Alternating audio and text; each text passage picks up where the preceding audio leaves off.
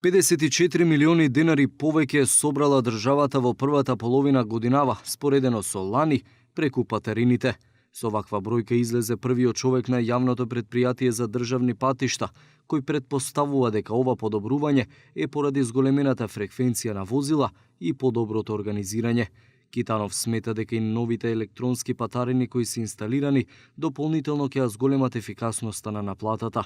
Првите патарини со електронска наплата ќе почнат да функционираат на коридорот 10 Вели Китанов. Веќе се комплетно спремни Романовце, Сопот, Отовица.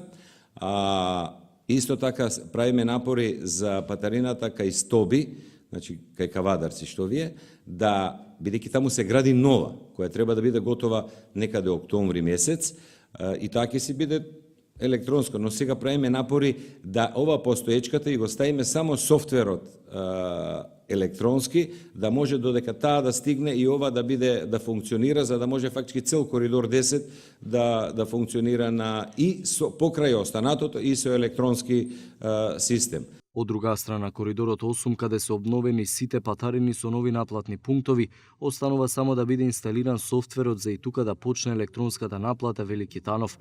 Амбицијата на претпријатието вели тоа е целосно да се отстранат црните точки во државата, но и поврзување на најголемите градови во земјата, а патувањето меѓу нив да не трае повеќе од 90 минути по безбедни патни правци.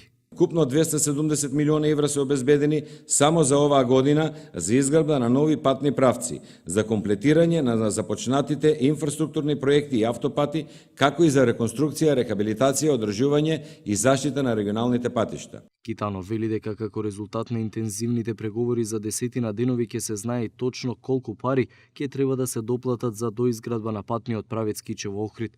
Тој смета дека во овие преговори владата е во предност, бидејќи се преговара со цените на подизведувачите, но овој пат без високи маржи кои ги правеше претходната власт.